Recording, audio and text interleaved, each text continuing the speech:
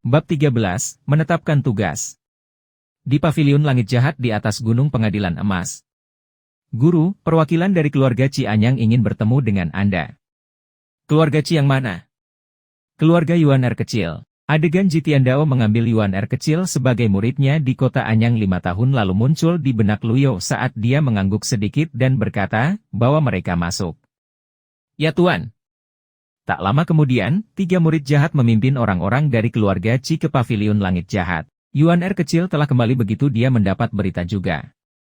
Ketiga pria keluarga Ci tidak berharap memasuki Paviliun Langit Jahat dengan lancar. Namun, semakin halus, semakin tidak nyaman mereka.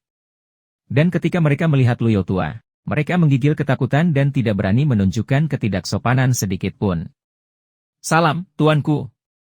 Pelayan keluarga Ci berlutut, dan kedua temannya mengikuti. Luyo melirik mereka dan berkata dengan lemah, aku telah menetapkan aturan bahwa mereka yang bergabung dengan Evil Sky Pavilion tidak boleh berhubungan dengan keluarga dan teman-teman mereka.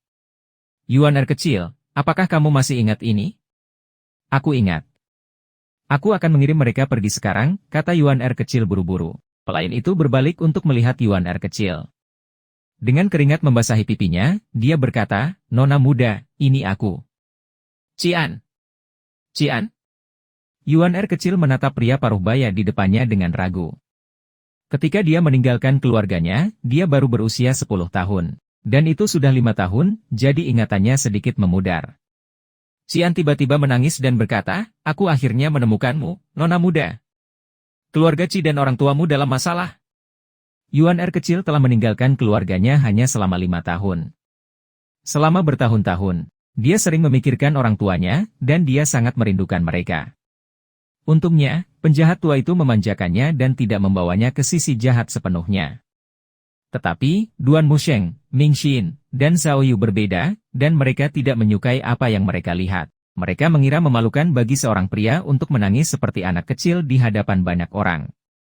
Jadi, Duan Musheng berteriak dengan suara yang dalam, diam. Itu menghentikan Cian dari menangis dan membuat hatinya takut. Dia sangat ketakutan sehingga dia segera menundukkan kepalanya. Paviliun Langit Jahat bukanlah tempat bagimu untuk menangis, kata Zhao Yu sambil tersenyum. Adik kecil, jika bukan karena dia dari keluargamu, aku akan menjahit mulutnya dengan jarum emasku. Cian, Yuan R kecil berlutut dan berkata, Tuan. Wajah Luyo tenang, tanpa emosi.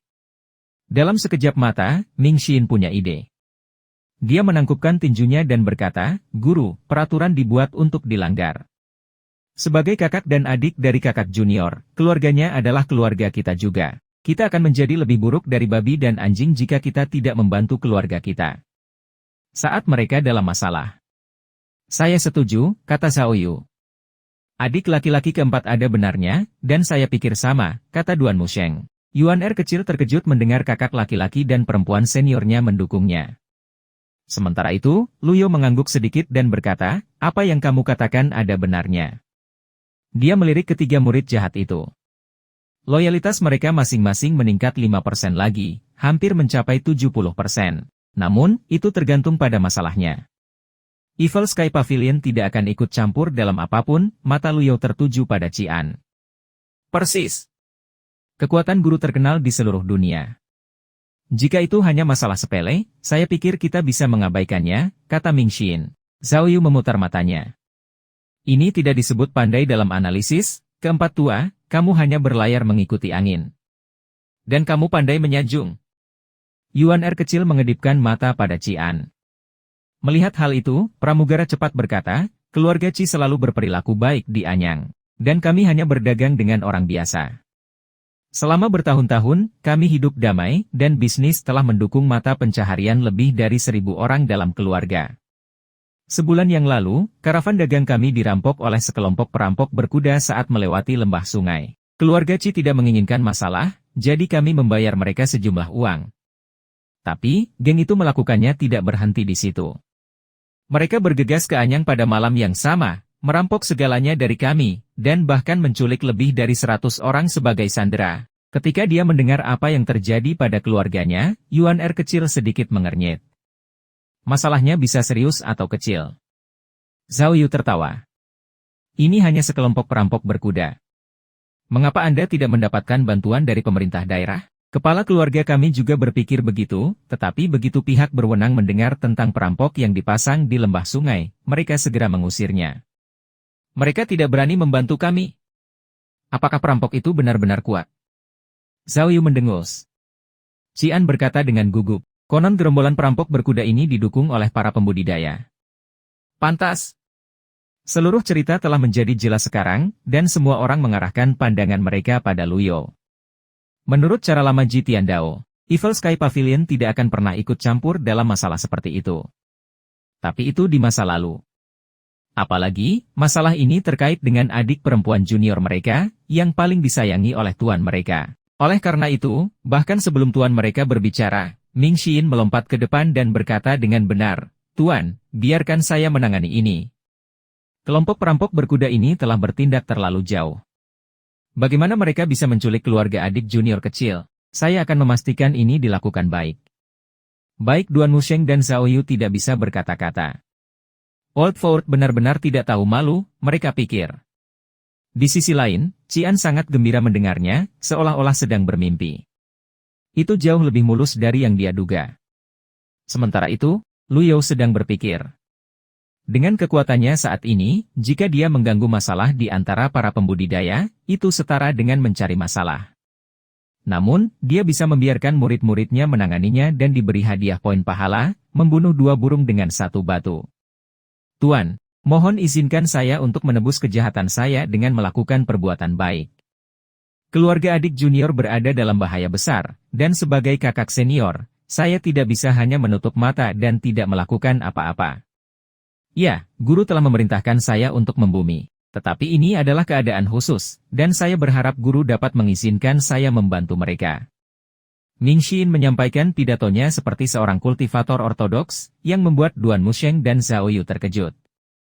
Kapan akting Old Fort menjadi begitu bagus? Lu You memandang Ming Xin dan berkata dengan lemah, seharusnya, Yuan Er kecil harus menangani masalah ini sendiri. Tapi, dia masih muda, dan aku khawatir dia tidak tahu bagaimana mengendalikan dirinya. Karena kamu, sebagai kakak senior, tega membantunya, saya akan membiarkan Anda menanganinya. Saya pasti akan menyelesaikan tugas. Ming Xin sangat gembira. Kamu punya 3 hari. Ah, 3 hari? Tuan, bukankah menurutmu 3 hari itu terlalu singkat?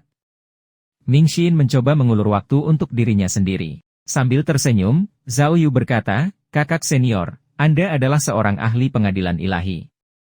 Jika itu saya, 2 hari akan lebih dari cukup. Kapan Anda menjadi begitu kurang percaya diri? Kami tumbuh dari akar yang sama. Jadi mengapa Anda harus menyakiti saya dengan terburu-buru? Menurutmu apakah baik untuk menarik permadani dari bawah kakiku? Pergilah sekarang, Lu You melambai. Ya Tuan. Alasan Lu You hanya memberinya waktu 3 hari adalah karena dia tidak ingin murid-murid ini terlalu tidak dibatasi, jangan sampai mereka pergi terlalu lama dan menyebabkan terlalu banyak masalah. Saat dia memikirkan tentang itu, dia membuka menu sistem. Benar saja, ada tab tambahan di menu pencarian yang disebut tugas yang ditugaskan, dan baris pertama dengan jelas muncul seperti di bawah ini. Menyelamatkan keluarga Qi. Pelaksana, Ming Xin. Penghitung waktu mundur, 2 hari dan 23 jam. Pada saat itu, Yuan Er kecil berlutut dan membungkuk dalam-dalam sambil berkata, terima kasih, guru. Di saat yang sama, Qian dan kedua temannya juga membungkuk dan berkata, terima kasih, tuanku. Ding. Kamu telah menerima penyembahan yang salah dari 3 orang dan diberi hadiah 30 poin pahala. Petunjuk, poin pahala tidak akan diberi pahala dari ibadah yang direncanakan dengan sengaja. Yuan Er kecil, kirim mereka turun gunung. Ya Tuan. Dia tampak seperti ingin mengatakan sesuatu. Lu You membaca ekspresinya, dan dia berkata, meskipun kakak keempatmu mencintai dunia luar, dia selalu melakukan sesuatu dengan serius dan menggunakan otaknya dengan bijak. Dia akan menyelesaikan masalah dalam waktu kurang dari sehari. Kamu tidak perlu khawatir. Saya mengerti sekarang, guru. Di sisi lain, Duan Musheng dan Zhao Yu membeku pada saat bersamaan. Guru mereka jelas tahu bahwa Ming Xin akan menghabiskan 2 hari melakukan urusannya sendiri di luar sana. Semuanya di bawah kendali tuan mereka. Old Fifth. Ya Tuan. Saya ingin Anda menyelidiki sekte pedang surgawi, terutama murid tertuanya, Yao Jifeng. Anda punya waktu 2 hari. Zhao Yu berseri-seri ketika dia mendengar perintah itu. Ya, Guru. Saya pasti akan menyelesaikan tugas itu. Karena dia ingin menghasut pembelotan Yao Jifeng, dia secara alami perlu terus mengawasinya.